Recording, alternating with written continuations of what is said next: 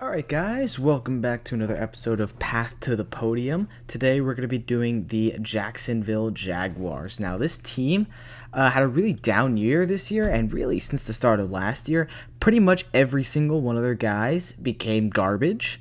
Uh, Trevor Lawrence didn't have a great year before he got hurt. Travis Etienne fell off an absolute cliff. Brian Thomas Jr. had a really good year. Evan Ingram was hurt all year. Christian Kirk and Gabe Davis have been hurt all year. Josh Hines Allen had a down year. And all in all, these guys, it's not great, but also they're in a lot better position than other teams, especially if Trevor Lawrence can start playing like a $200 million quarterback again. So, yeah, let's get started with this rebuild. And once again, if you like this series and you like seeing me go through all 32 teams doing this, leave a like and please subscribe. It would be awesome.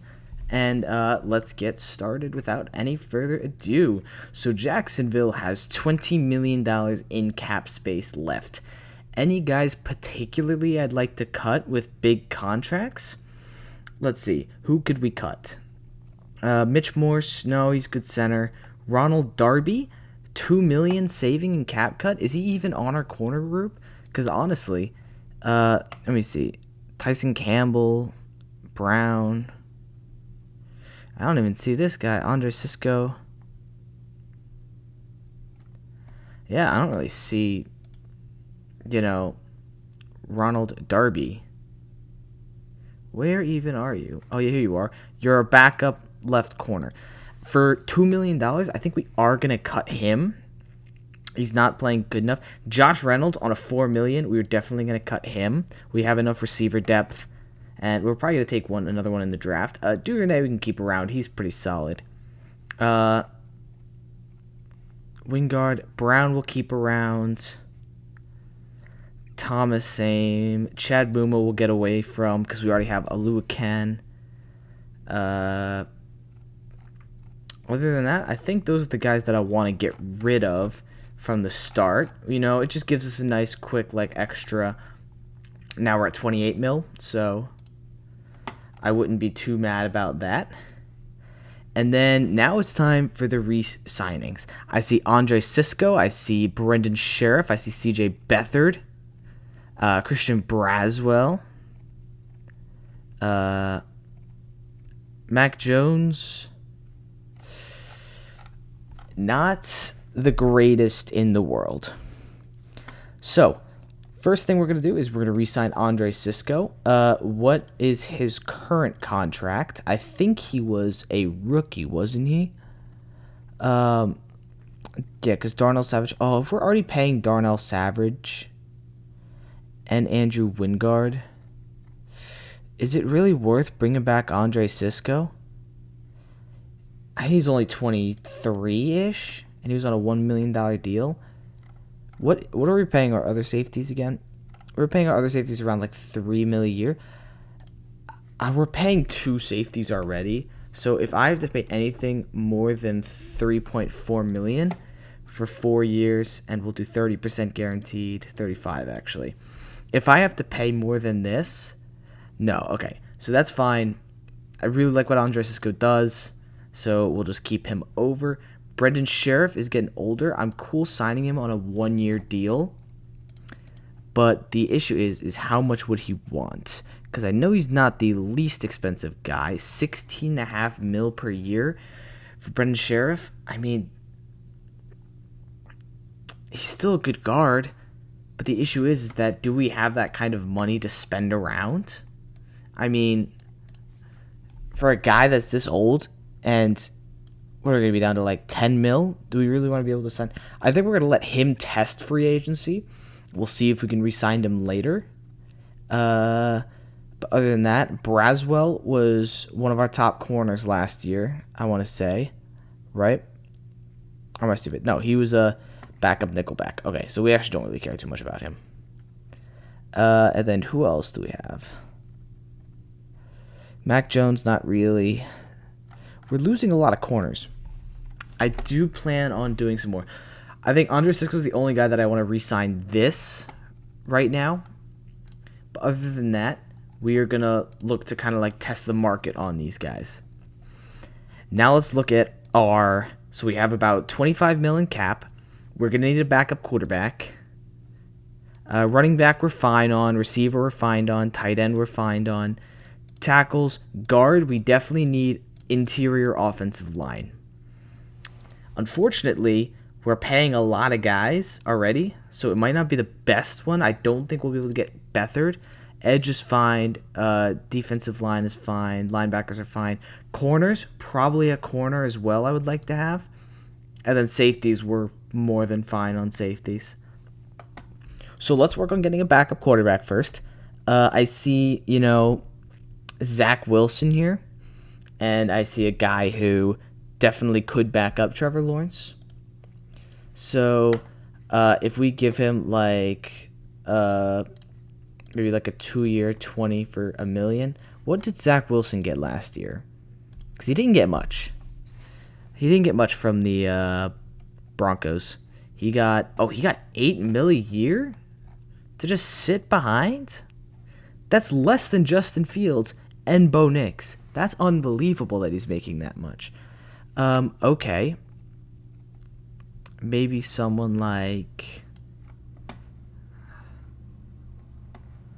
I don't want to be paying that much to a backup quarterback. Mason Rudolph? Let's try $3 million for 2 years, 25%. Yeah, I don't want to be paying that much to a backup quarterback. I like Mason Rudolph for 2 years. We still have $22 million left. We need a guard. I see Zach Martin. I see Brendan Sheriff. Honestly, they're kind of the same, but Zach Martin's definitely a little bit better. I see Kevin Zeitler here as well, who's a pretty good guard. We're definitely going to pick one up in the draft.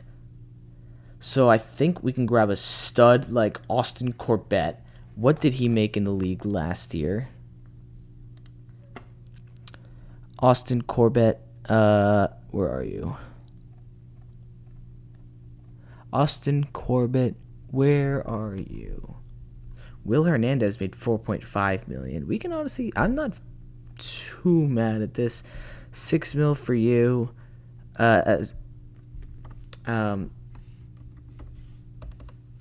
Austin Corbett is not even on here. Okay. So let's actually just try and go for Will Hernandez. He was at I believe like a $4 million. 4.5 mil. If we can give him that for another 2-year deal with like 25% guaranteed, 2-year deal, offer accepted. We have some guard depth now. And then lastly, let's grab a corner.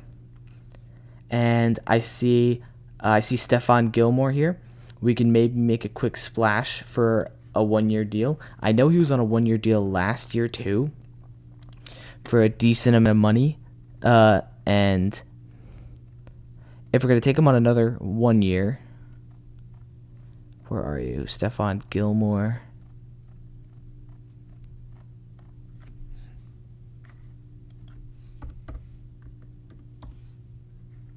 Stephon Gilmore on the Vikings made $7 million. I am okay with going 6.5 for a 1 year, but with 30% guaranteed. We're probably going to get a corner in the draft as well. That's mostly my plan.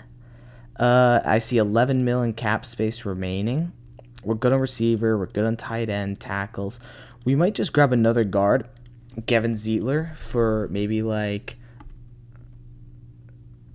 Can I get him for $5 million on a 1 year with like a butt ton of money guaranteed?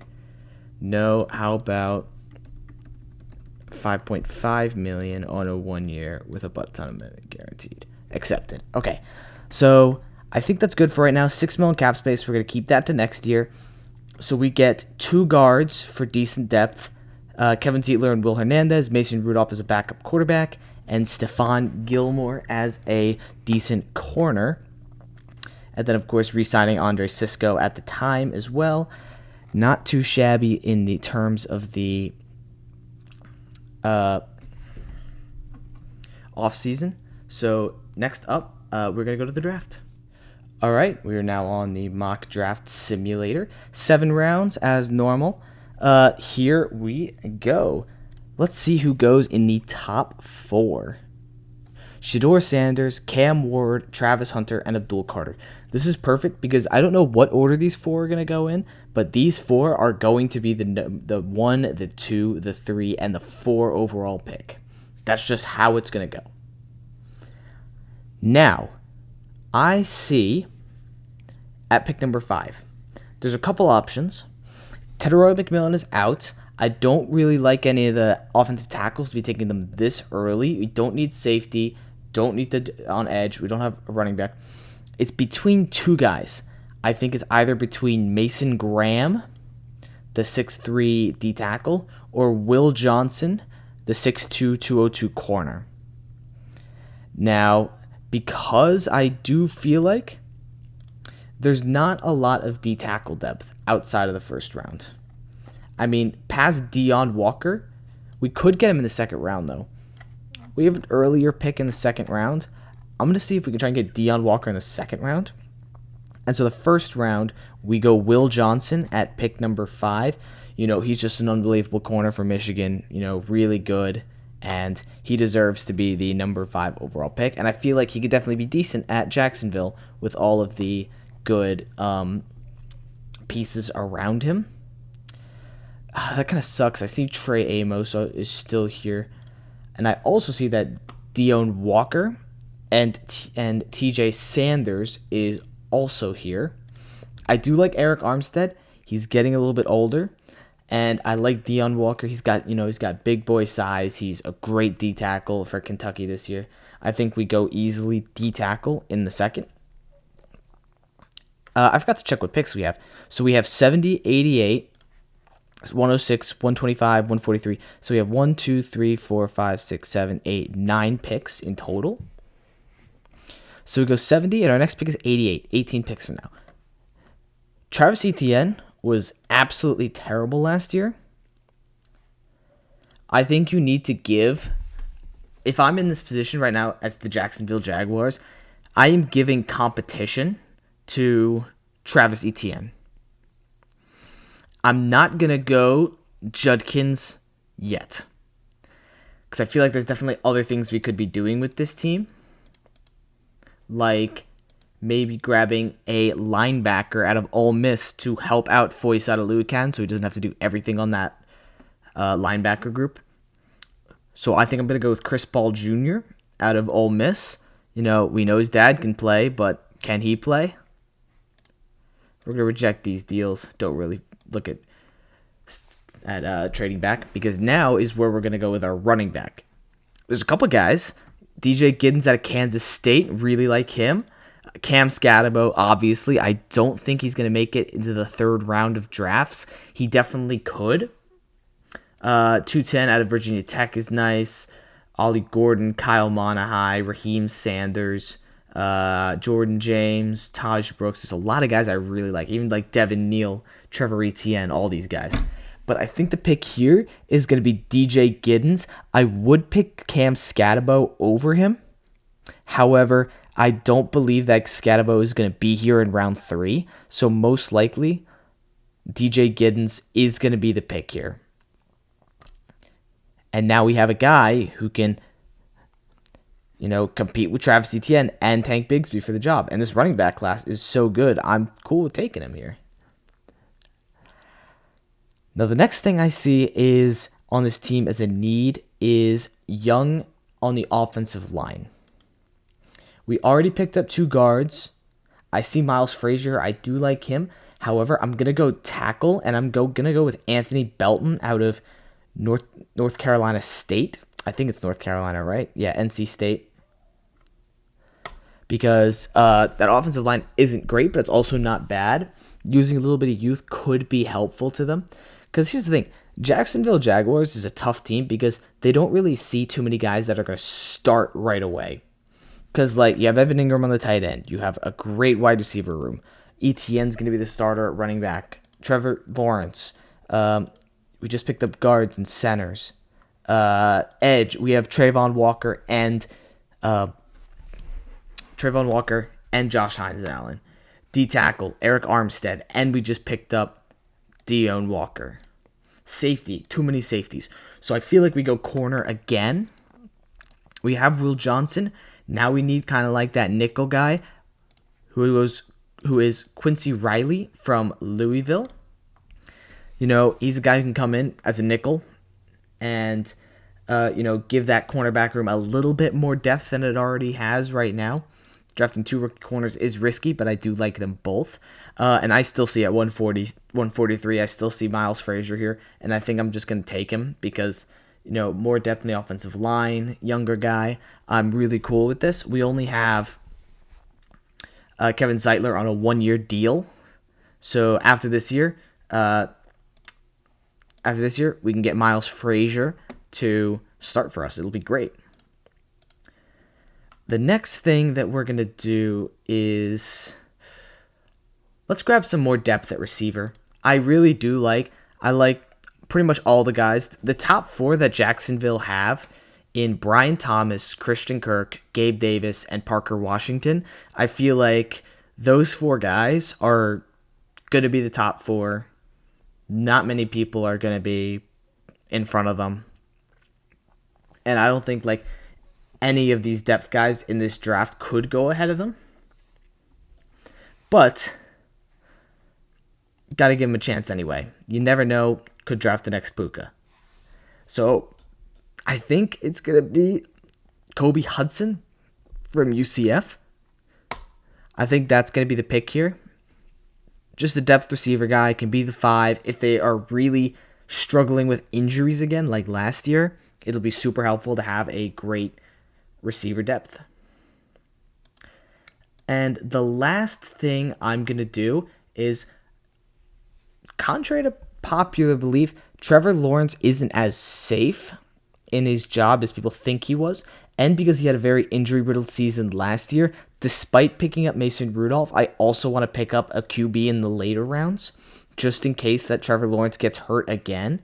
And I see Riley Leonard out of Notre Dame here. Not the best passer in the world, but he can get the job done if he has to start at all. But honestly, I don't think he's going to start because Mason Rudolph is going to be above him anyway. But overall, it's definitely good to have more QB depth rather than less. So I think Riley Leonard fits that description. So let's get a quick recap of what we did. Trevor Lawrence is still here. Mason Rudolph is signed. Kevin Zeitler, Will Hernandez, re-signed Andre Sisco, got Stephon Gilmore as a corner 1, and then drafted another corner 1 in Will Johnson in the draft. Deion Walker, Chris Paul Jr., DJ Giddens, Anthony Belton, Quincy Riley, Miles Frazier, Kobe Hudson, and Riley Leonard. So that's the Jacksonville rebuild. I am going to do something really quick, though. This is a new thing I'm going to start in this series, so I will be right back. All right, so here is the new thing I'm going to add for this series. So after each episode, I'm going to basically put the team on a tier list on where I think that if they make these deals and they have these off seasons, where do I think that they're going to finish next year? So if we start from day 1, Tennessee Titans, I feel like with the veteran presence of Tyler Lockett, they don't have a terrible team around them. I forget who else I signed. They still don't really have an edge, if I remember correctly. I don't think they signed one. So overall, I think I'm going to put them in the category of bad team because even though they do have Cam Ward, he might not be able to, really get into it right away. And I don't think that the Titans are going to be too much better than they were last year, but they're definitely going to be better with all these moves. Secondly, the Cleveland Browns, number 1 pick contention. They were just an absolute hell. They lost a lot of good players. I couldn't do anything in the offseason. It was bad, and they're going to be bad again. The New York Giants, I'm going to put them in barely missed the playoffs. That should say barely missed playoffs. Because I like everything I did with them. Boosted up the offensive line, getting it wasn't Shedeur Sanders, actually. It was getting a quarterback in the draft, and signing DeAndre Hopkins as a good veteran presence, bolstering up that quarterback room with Travis Hunter, I believe it was. So I think they're going to be in barely missed. And then the Patriots with Abdul Carter and everything that they did, I'm going to say that they're going to be in the hunt for the playoffs because, I mean, if Drake May can just keep playing how he is, and if Ramondre Stevenson doesn't completely regress even more than he already has, I mean, we tried to fix their offensive line. I think it was pretty close. And the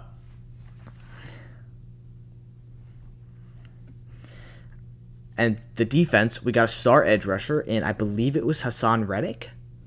But overall, I think that the Patriots will be in the hunt next year if this all goes through. And then lastly is the rebuild today, which was wherever they were. Where are you guys? The Jacksonville Jags is going to go into the category of bad team. Trevor Lawrence took a step back again this year. I get he was injured a lot, but I don't think that Will Johnson and Deone Walker and Andre Sisco is going to help Jacksonville become as good of a team as they were 2 years ago. And I just feel like the Jacksonville Jaguars franchise is just not great overall. Like, they're poorly managed, and it doesn't seem like the players care a lot about the Jacksonville Jaguars franchise.